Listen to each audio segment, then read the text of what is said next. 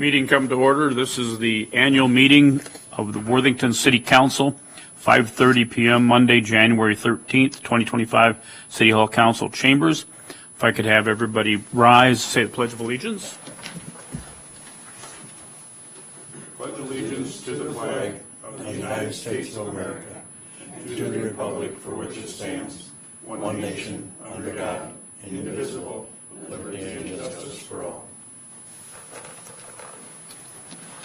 Well, welcome everybody. We do have a sign-up sheet in the back. If anybody has not signed, please sign that. We do have a removal for part of our agenda. We are removing I-1 under City Council Business Public Works 2025 private docks on public property. We are removing that from the agenda. So with that, I need a motion. To close the agenda with the, as changed. Okay. Second. Okay, we have a motion and seconded. Any further discussion? All in favor, say aye. Aye. Opposed, same sign. Motion carried. Okay, we're going to go on to public hearing, Service Road, Service Drive Reconstruction, Engineering Case Item 1. Motion to open the hearing. Second. Okay, we have a motion and second. All in favor, say aye. Aye. Okay, approved. Open hearing? Or I should say hearing presentation, please. Yes, I have Travis Winter from Bolton and Mink to give a presentation about this project.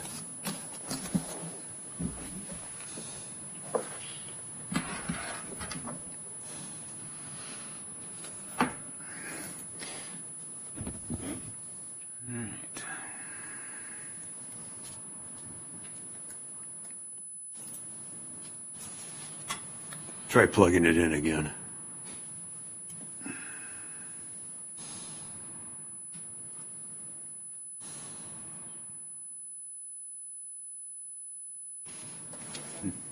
Unplug it from your computer and try it that way. You have another port like that?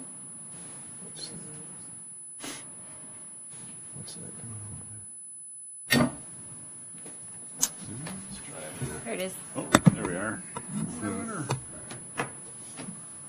or it was. Uh-oh. Just thinking. Oh, there we go. There we go. All right. Thank you, Goo, Mayor and Council. This is the Service Road and Service Drive Improvement Project for near Oxford Street and Highway 60. This is the improvement hearing. It's the first step in the first of two hearings required by statute for the 429 assessment process. And, excuse me one second, I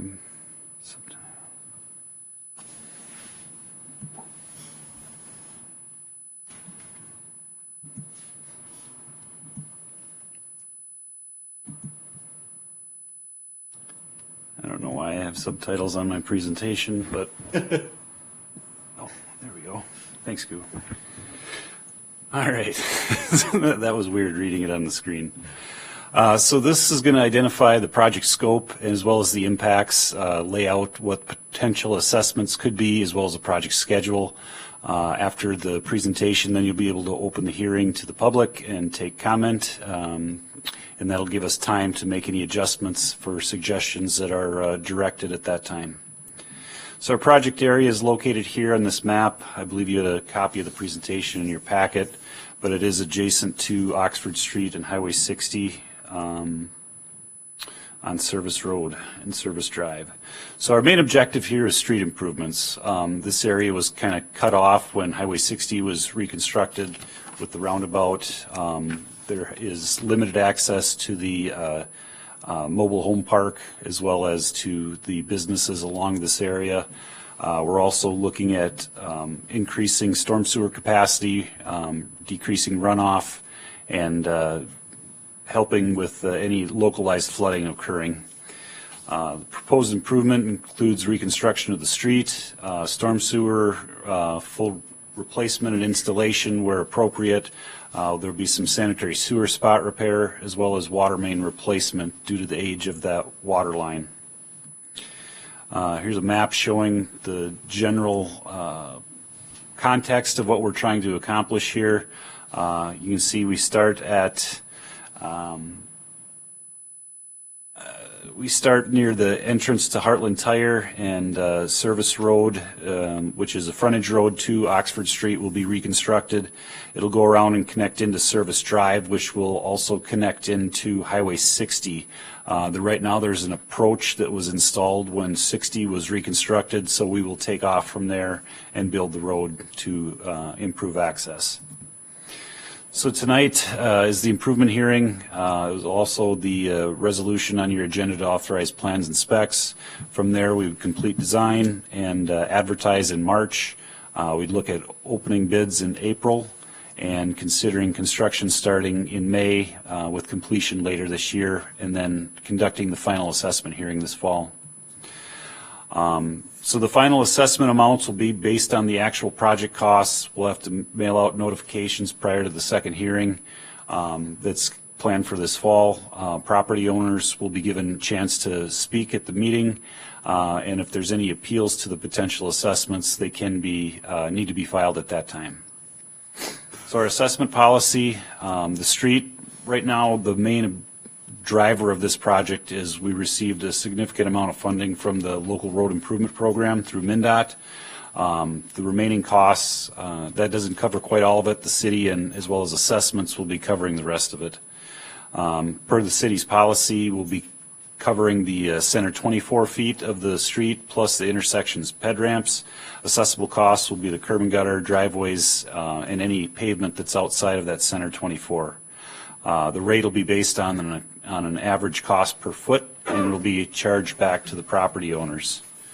Storm sewer will utilize those LRIP funds as well to help reduce project costs, and the remaining costs for the storm sewer will be funded by the city. Sanitary sewer improvements is proposed to be 100% funded by the city, as well as water. So our total project cost for bituminous street, storm sewer, sanitary sewer, and water, we're at about just under $2 million. Where those costs break out as, the sanitary or the street is about 1.6 million, storm sewer just under 250,000, and then water, pretty moderate costs there, just over 100, and then some minor sanitary sewer costs.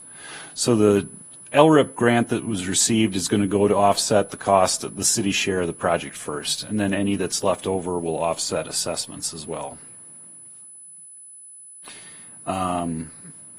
With that, I guess I would open it up for any questions. Pretty straightforward project, utilizing some funds that were obtained last year in a form of a grant. So, Mike?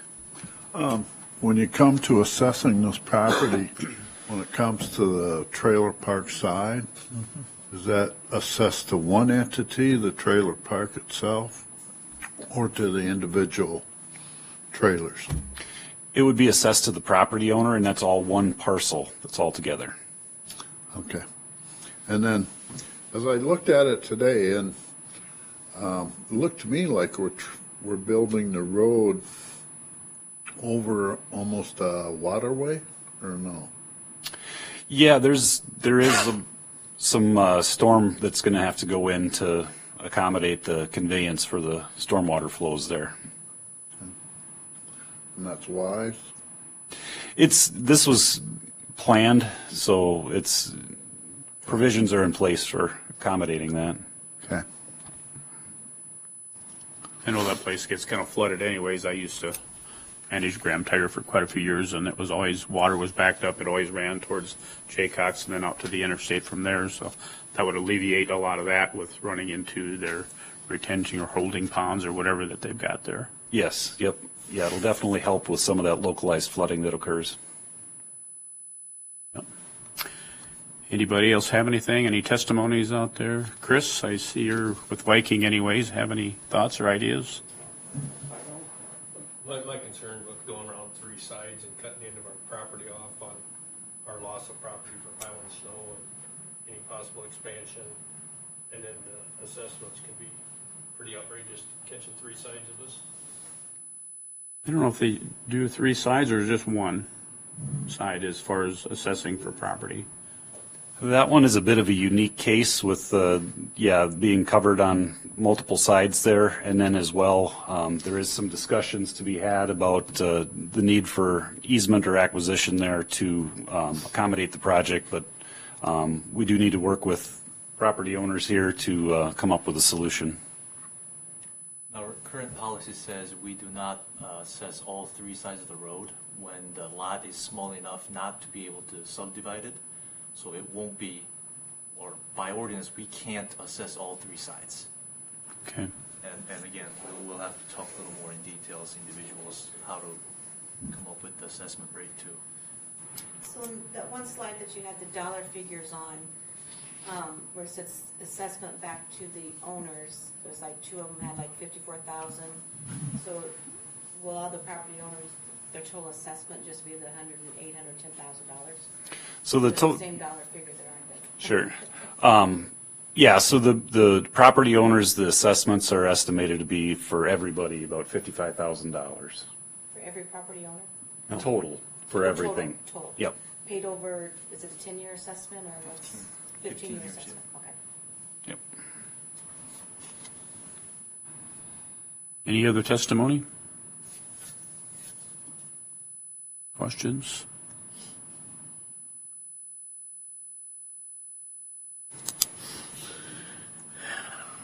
Motion to close the hearing?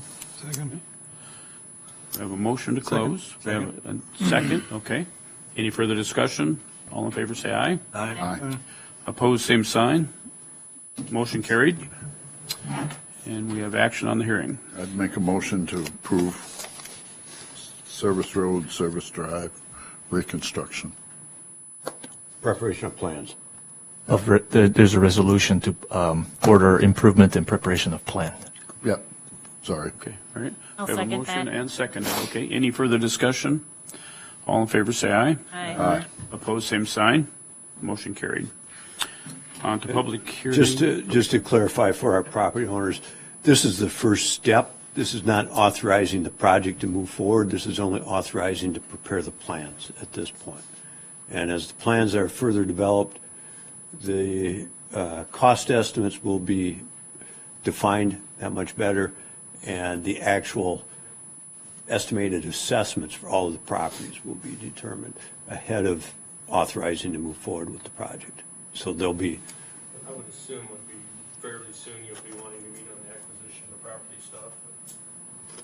We'll be reaching out to you. so. Okay. Okay, on to public hearing East 9th Avenue Reconstruction Engineering Case Item 2. Motion to open the hearing. So moved. We have a motion and seconded. Okay, all in favor, say aye. Aye. Opposed, same sign. Hearing's open. Have a present- Presentation. Have a presentation? Not the computer, okay. Wait. This is for East 9th project. I think we're pretty familiar with this project after a couple times of discussion. It's located between 11th Street and 10th Street by USPS. It's a little street/alley that we have. Same requirement. This is first of the two hearings required by 429 state statute. This is the proposed assessment, not the final assessment.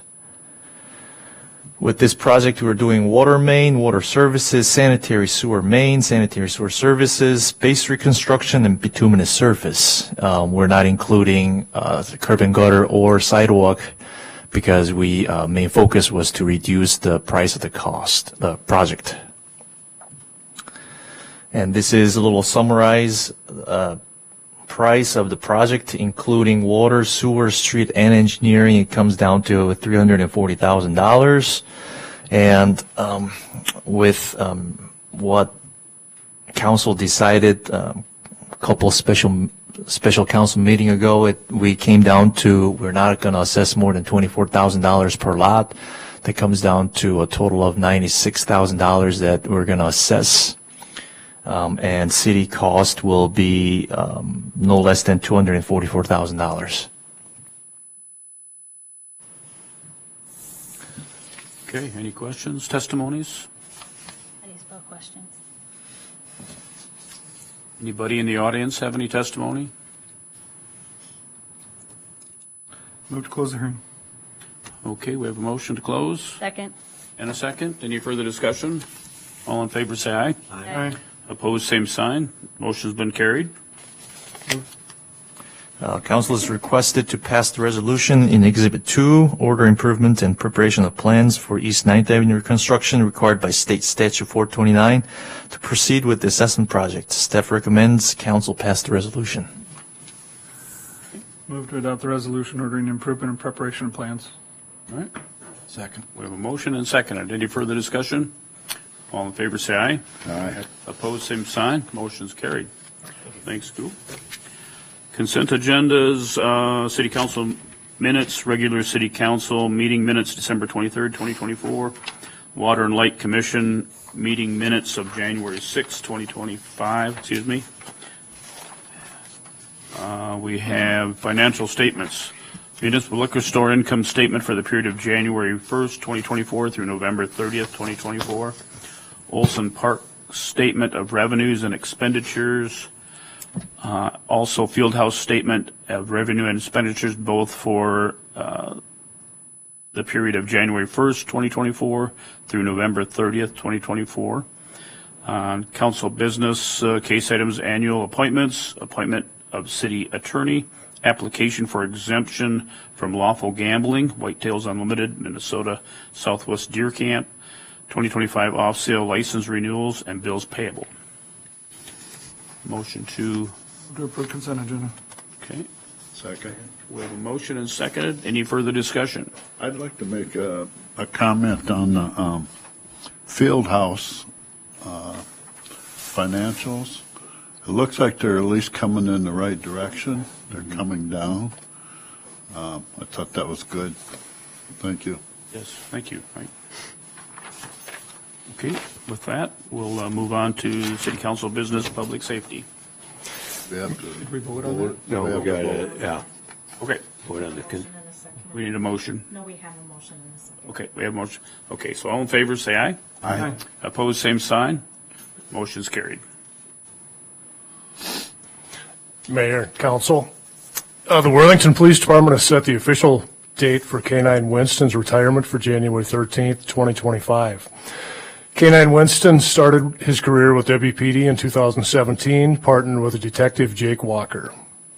Together, they have displayed professionalism and dedication to the Worthington and have been instrumental in keeping the city safe. Throughout Winston's career, he was deployed over 120 times, performed dozens of public demos, located large quantities of controlled substances, including over 20 pounds of methamphetamine. Staff requests that Winston be decommissioned as city property and that City Council resolve that he becomes the family pet of Jake Walker. Jake has signed an agreement that Winston will not be used for law enforcement purposes on or after January 13, 2025. The attached resolution shown in Exhibit 1 authorizes the transfer of Winston from the city to Jake Walker. Staff recommends approval of the resolution. I'd like to thank Detective Walker for his dedication to our K-9 program. It's a huge commitment having one of these K-9s as your partner, and Jake did a really good job with it. Yep. Thank you, Jake. He doesn't look old enough to retire. He just turned 8, so Yeah. it's about there. Yeah. Yeah, I'll take the dog. You guys can keep the hair though. A lot of hair, no matter how much brushing. But no, we're just appreciative of the opportunity and just thankful that we were able to be of use and of service. So thank you. Thank you. Been a good dog. He's a great dog. Yeah, he'll be a prized pet at home now. But my little girl, she's 1.5, and she loves acting like she's riding him. So yeah, plenty of entertainment at home. So Good. yeah, it'll be Good, good. good. Okay, I Thank believe you. we need a motion. Motion to approve. Second. Okay, a motion and seconded. Any further discussion? All in favor, say aye. Aye. Opposed, same sign. Motion's been carried. Thank you again, Jake. Thanks again. Thanks. On to administration. He wants to play. Yeah. Possible. All right, first item of business is the election of Mayor Pro Tem.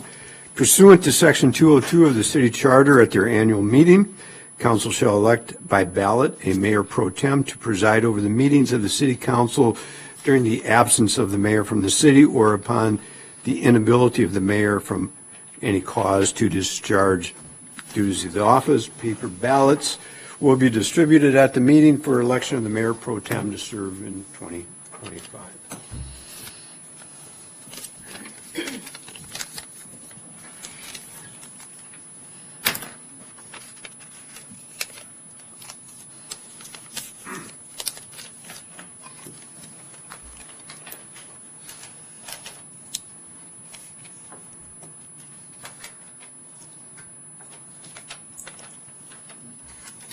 Amy Ernst.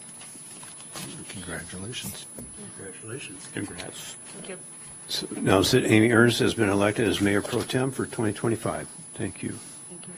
Next item of business is International Union of Operating Engineers Local Number 49 contract.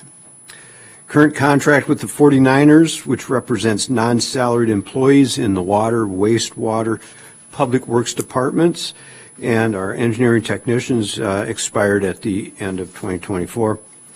The city and Worthington Public Utility administrative staff participated in 2 in-person negotiation sessions with 49ers representatives, reached an agreement, which is included as Exhibit 6, for a 3-year contract with a cost of living adjustment of 5% in 2025, 4% in 2026, and 4% in 2027. The agreement includes amendments to the vacation schedule and amendments to the extended sick leave conversion schedule and fitness facility reimbursements, which we had council had approved at an earlier meeting. In addition, the agreement includes provision to meet and confer regarding Minnesota paid leave at a future date prior to its implementation, scheduled for January 1, 2026. Terms of the agreement have been presented to the Compensation Committee, comprised of 2 City Council members and 2 Water and Light Commissioners. The committee recommends approval of the proposed terms. The Water and Light Committee approved the agreement at their January 6, 2025 meeting. Council is requested to approve the terms of the 2025 to 2027 agreements with the 49ers.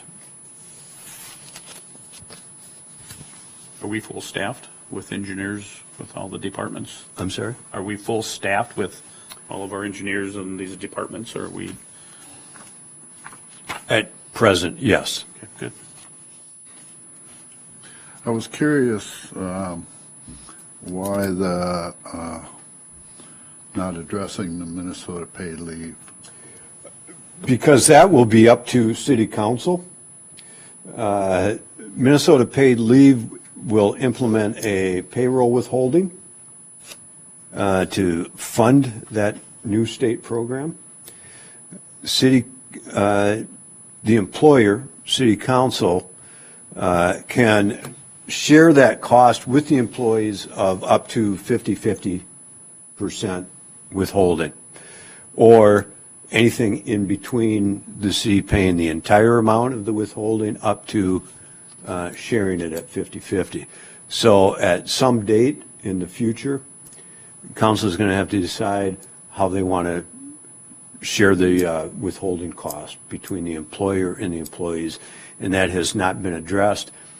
And until we get a firmer estimate from the state as to what that withholding will be, it's already been increased once from when the law first went into place, and it still has not been actually enacted, or it hasn't started yet.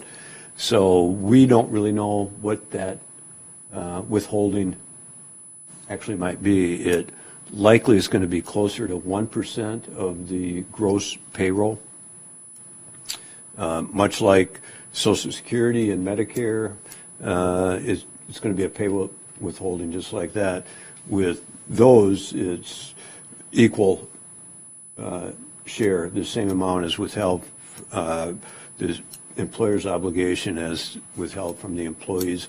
So council has that opportunity to make that decision as to how much they may want to share. Now, that's pending the completion of the 2025 legislative session, and who knows what changes they may make in that. They've made changes in the earned sick and save time from when it was implemented, and then they made changes again last year. So it would be, I think it's premature at this point to even have discussions as to how we might approach cost sharing. And this is across all three unions? It's every State of employee in Minnesota. the state of Minnesota. Okay. So whatever direction the city council decides, it will be the same with every employee under the city Worthington Public Utilities umbrella. And there's been no expectations stated from either No. side?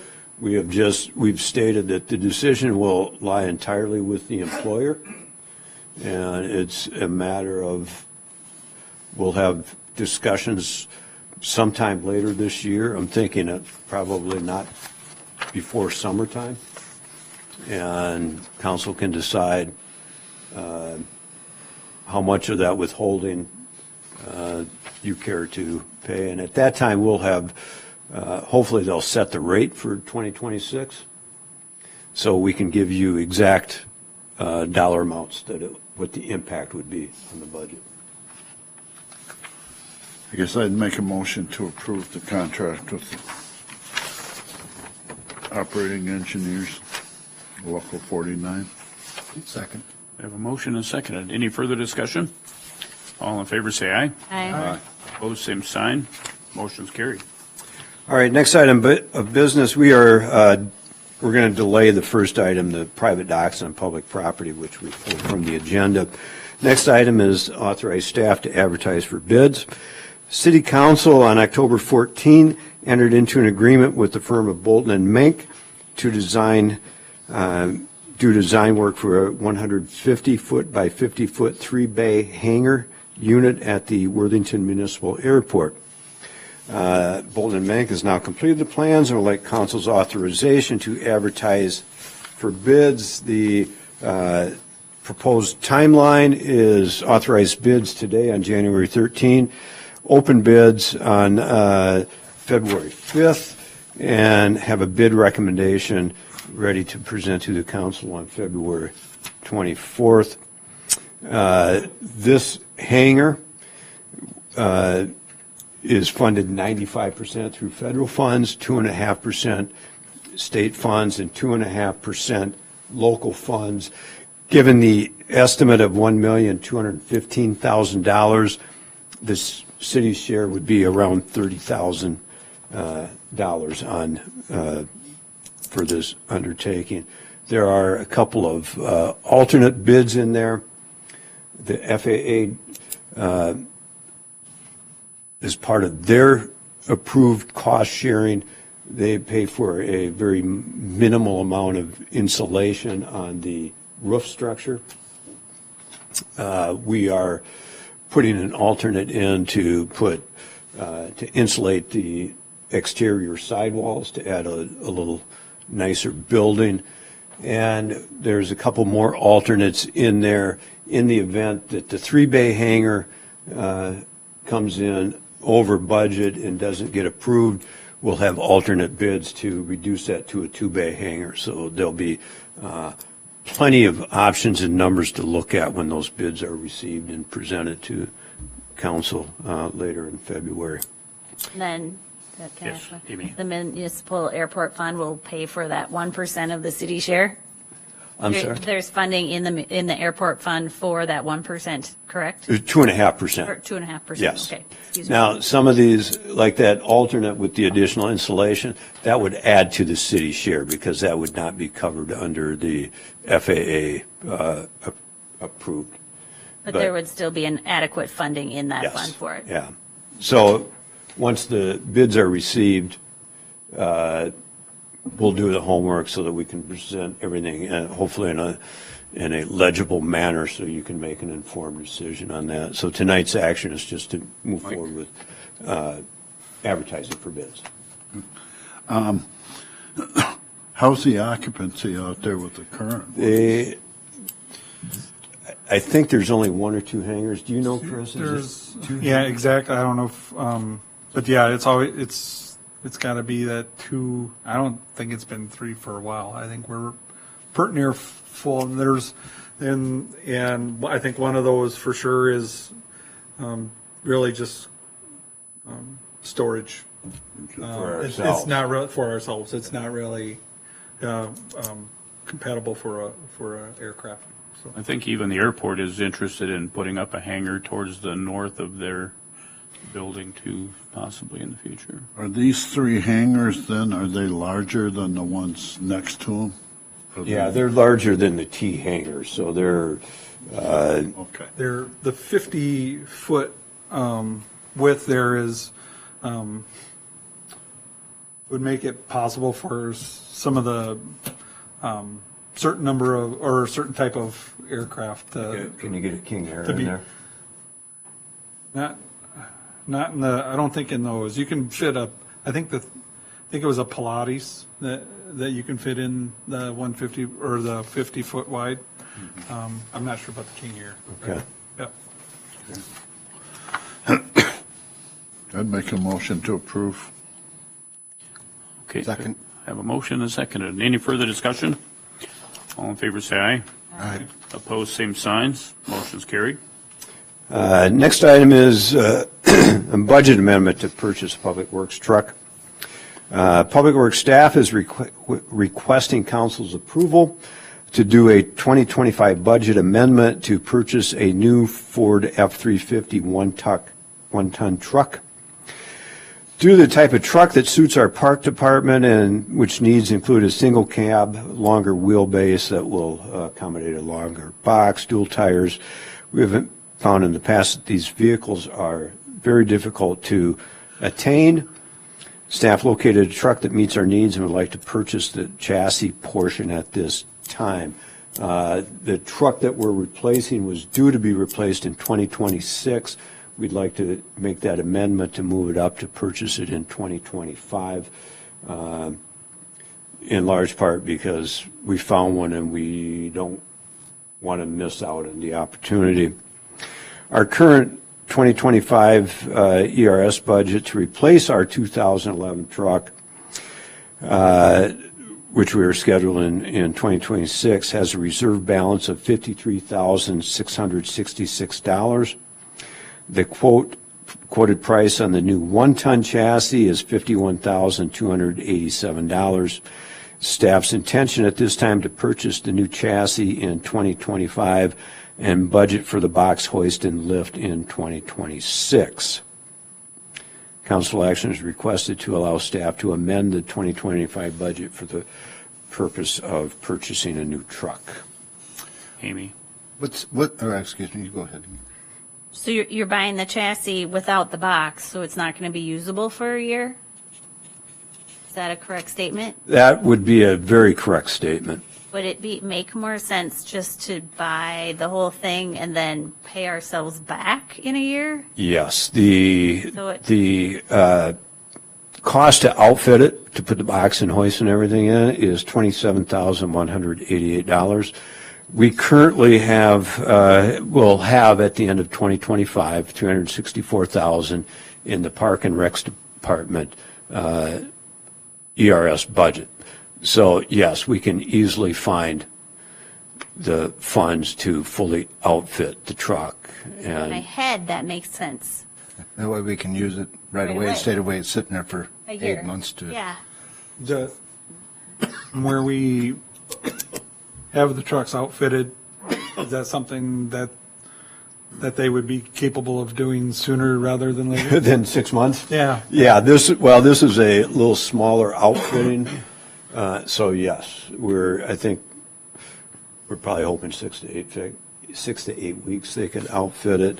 There are a couple of other minor pay items that we never know until the truck shows up, if they have the backup alarm, and if they have running boards. Sometimes they come equipped with those two items or one of them, sometimes they don't with either of them.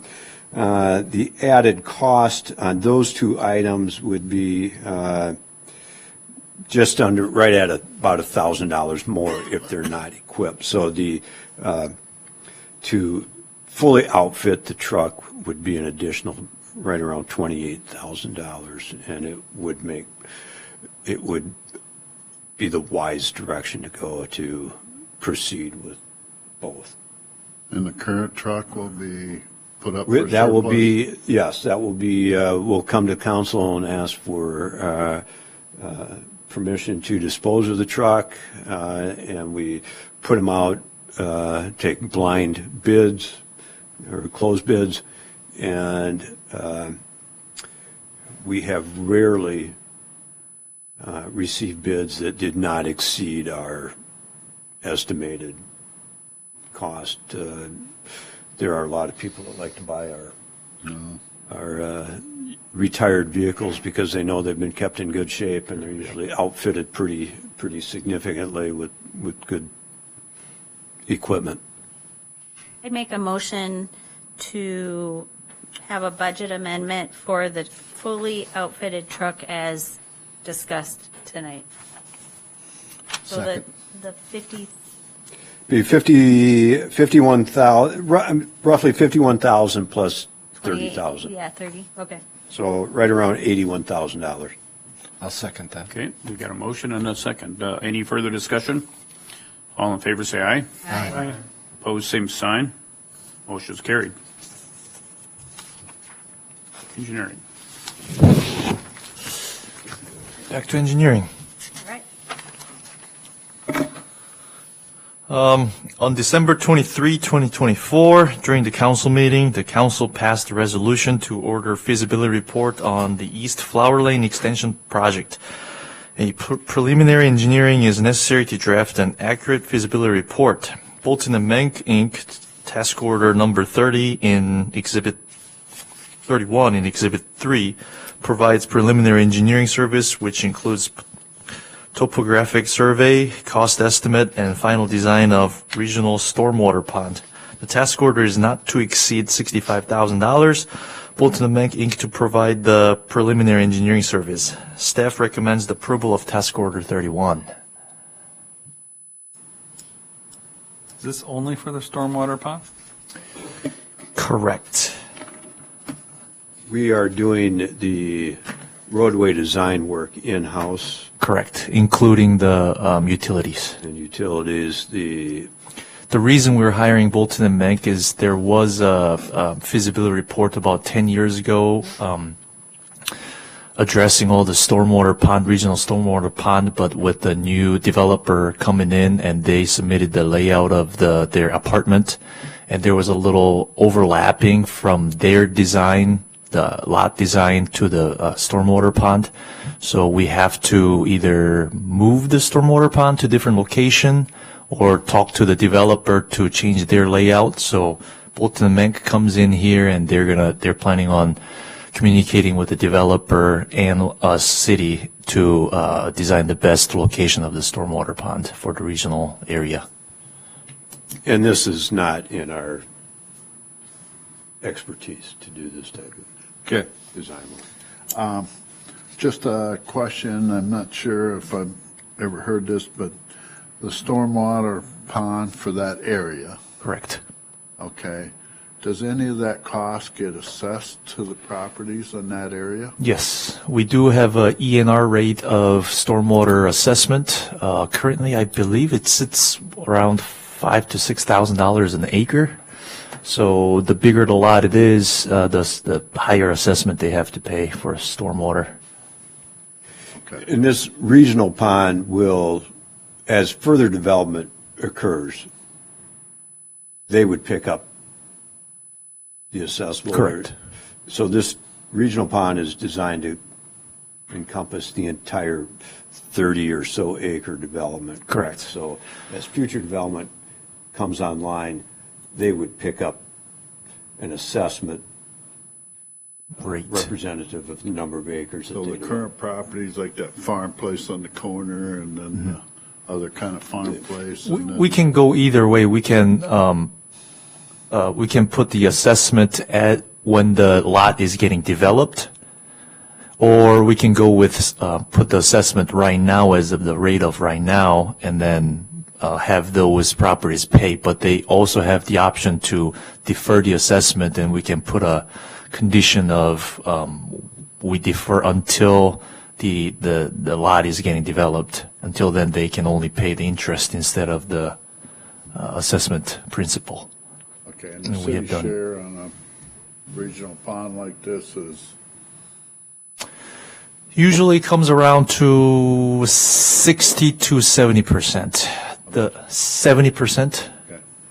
And the reason we're doing this is usually if we don't have this, whenever the developer comes in and design their lots, they have to put the pond in their individual lots. So instead of every lot, every developer has small pond in their lot, we can have this one regional pond, and they don't have to think about building a pond, especially if the developer is coming from different states who's not familiar with Minnesota requirement. It makes a lot easier for them to design their lot to submit to us. Okay. Councilman Cooley brought up a good point. Are we looking at sizing the pond that would accommodate a potential future development of the farm that's on the corner? Correct. That- We're designing actually two different ponds, one north or the corner of the current flower lane and the east gateway, that corner one, and just north of the current Casey's. So we're building two ponds to cover basically the rest of the west side of the whole farmland. So whenever whoever comes in the future around the farm area don't have to think about building their own stormwater pond. They just have to get runoff into our storm sewer Correct. system that feeds into the Correct. pond. And these are beneficial for on the development side, so that the developer doesn't have to buy an extra acre, so that they can put their own individual stormwater pond on their site. So this is a prudent direction to go. Chris, you have something? Yeah, Gu, can you address for those who've been in the community for a long time, can you address the reasoning why the old dredge fill area in that isn't being utilized as a stormwater pond? That would be the section just across from that farm. That was So that's east side of that East Gateway Drive, Correct. right? The reason we're not using that area is just simply because the water doesn't go that way. And if we want to use that dredge area to make the lowest spot, we have to cut entire area to make the water go that way, but that's going to cost way too much. So, It may be possible on the development of the east side of County Road 57 that could maybe be utilized as a regional pond.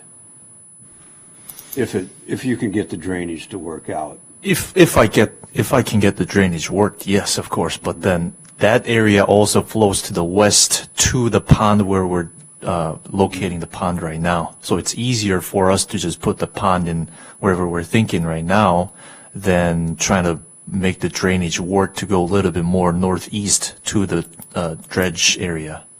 So just visually, it seems like stuff would go that way. But, depending. and we have a trunk crossing the railroad right there to where we're putting in. So that water has to come to that crossing, and that's only crossing for a couple 100,000 feet, I believe. There's no other crossing the railroad, and it's really hard to get the right away from the railroad. As you guys know, how slow, delayed they are, so it makes the most sense to direct the drainage to that current thinking location. Thank you, Goo.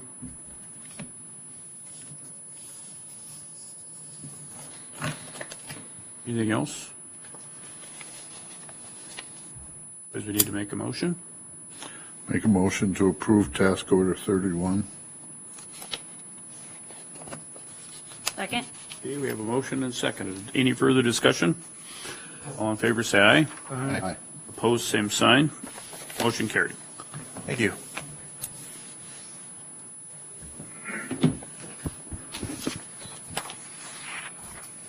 Mayor Development. Yep, thank you, Mayor, Council. The first item here is amending fees for a couple different things. The first is zoning application fees. So the city has a variety of different applications associated with different zoning requests that you can make that are allowed under city code. You can see those there, anything from plating, rezoning, conditional use permits, variances, PUDs, vacating easements, vacating public way like streets, things like that. And along with those applications, we do charge fees.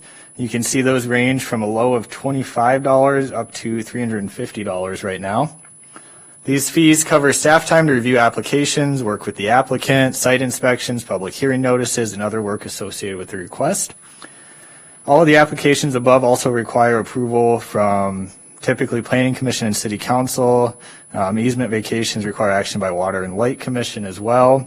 So these applications, they're not simple applications. They take up a significant amount of time and resources. These fees have not been altered in many years. And so in an effort to ensure the cost associated with these applications is adequately covered, staff is proposing these fees be increased to the following amounts. Preliminary plat at $500, rezoning at $400, zoning text change at $400, a conditional use permit at $350, a vacation of public way, which would be like a street or an alley or some other public right-of-way, at $600, a planned unit development at $1,000, amending a PUD at $300, a variance at $350, an administrative appeal at $200, and an appeal of a variance denial at $200, and then vacating an easement at $200. In addition to these requests, staff is proposing to add a fee for approval of minor subdivisions. Currently, no fee is charged for the review and approval, despite these requests often taking considerable time to review and work with the applicant. Staff's proposing to set that fee at $100. The second fee that's a little bit separate from these is our sanitary sewer connection permit fees. So City Code Chapter 51 establishes policies for sanitary sewer connections. This section requires inspections be made of new sewer main connections to ensure the connections meet our standards. Permits are issued for new connections approved by the city engineer's office, and the work is inspected by the city's building inspectors, as they're typically on-site monitoring things a lot better. The current fee associated with this permit is $10. This fee is set to help cover the inspection time and other costs associated with the permit. This nominal fee does not adequately cover the costs associated with inspecting the work, processing the permit, and any follow-up work that needs to be done. Therefore, staff is proposing this to be increased to $50. Several other relatively comparable cities' fees for both zoning requests and sewer connection permits are shown in Exhibit 1A. There are a lot of differences with how applications are structured and how they determine fees if you look through that. Some cities even have big escrow policies, which basically amounts to the applicant pays every penny they spend dealing with a request. Some are really high, some you can tell they haven't amended in many years. But the proposed increases before you tonight are generally aligned with other cities. We aim kind of for middle of the road there. And with that, council may approve the proposed fee changes by passing the resolution shown in Exhibit 1B. Amy. You just said that the increased fees are middle of the road, but almost every fee in there is 2, 3, or more times of what it is right now. Mm-hmm. So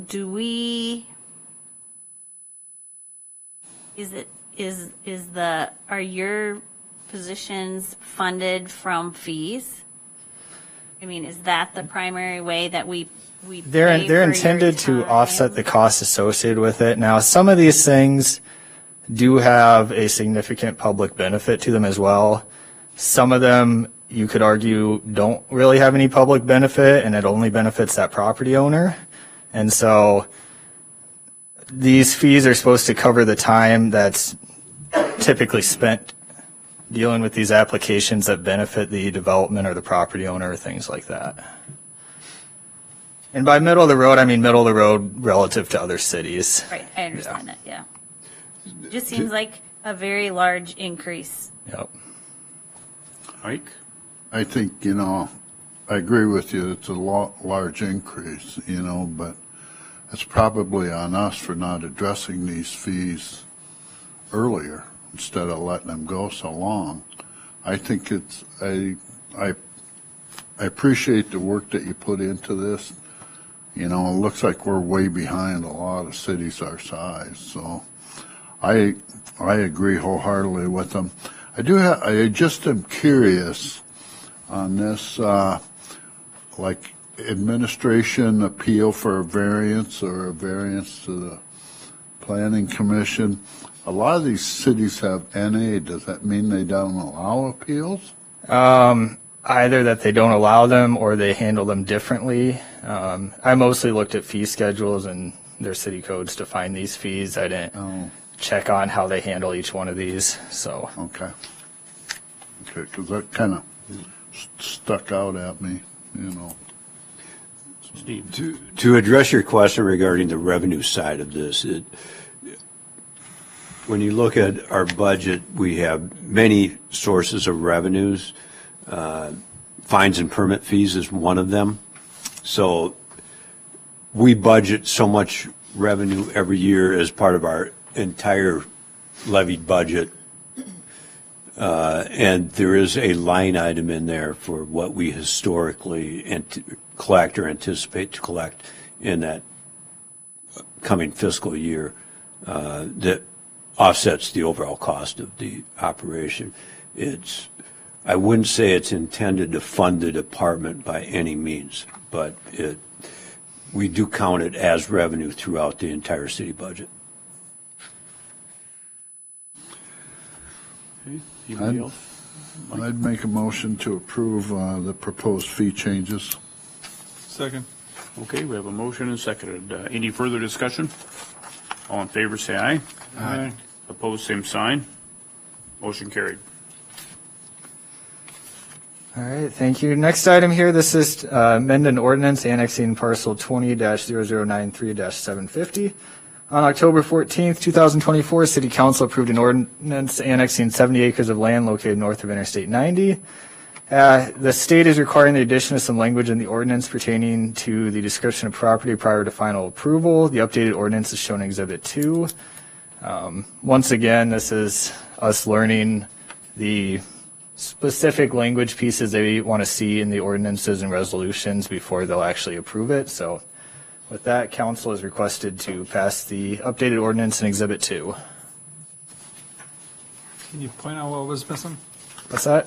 Can you point out what was missing? Yeah, it is a line that says, accept those lands already in the city of Worthington.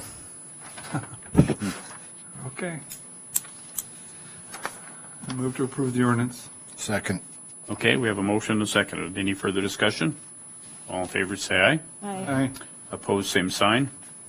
Motion carried. Thank you. Yep, thank you. On to council committee reports. The only thing I sat in on a Nobles County hazardous mitigation meeting. They're starting to upgrade their plan anyways. So they do that supposed to be every 5 years. It's been 6. I was on the committee in 2018. So they've got some outside third party that is going through this, and they're just going through and just updating any changes. I can't imagine that there'd be much, but we had a Zoom meeting on that today. That's all I have. I have nothing. Amy? I have no report. No report. Dennis? We had an HRA meeting this month. We had, there's one vacancy on the market rate side again, which is, you know, same thing every month. On the income-based side, there's about 6 vacancies. So again, what we need for market rate is in this community is huge, I think. We had a Zoom meeting with Dennis Simpson, a lawyer out of Marshall, and we're going to have take sealed bids up until around March 2nd or 3rd. They're going to work with Matt and Tanner to schedule that, because once we get those in, HRA board's got to approve it. Then it has to go to the Planning Commission for a public hearing. And so we want to kind of coordinate those all together so we don't miss out on anything. So we also had 2 prospective board members come to the meeting. They both agreed to do it, subject to the nominating committee and the city council approving them. So with that, that's it. Thank you. Chris? No planning or commission meeting this month. Do we have any openings yet for membership on the planning commission? We missing? We have one person who's trying to send a February. Excellent. So hopefully we'll have that filled soon. I did attend the Zoom meeting, portion of the Zoom meeting for the county hazard mitigation. It's really just kind of one of the first steps for the county to go through. Attended the Corinne New Year celebration, where Todd and our Public Works Department was honored with a plaque for their work in helping the organization schedule and prepare for their some of their recreational things that they do in town. So congratulations to Todd and our Public Works Department. Thank you. Steve? The only thing I have is a reminder, we have a work session this Wednesday at 4 o'clock. That's all I have. Okay, thank you. Move to adjourn. You have a motion to adjourn? Need a second. Second. Okay, motion and second. Any further discussion? All in favor, say aye. All right. Opposed, same sign. Motion carried.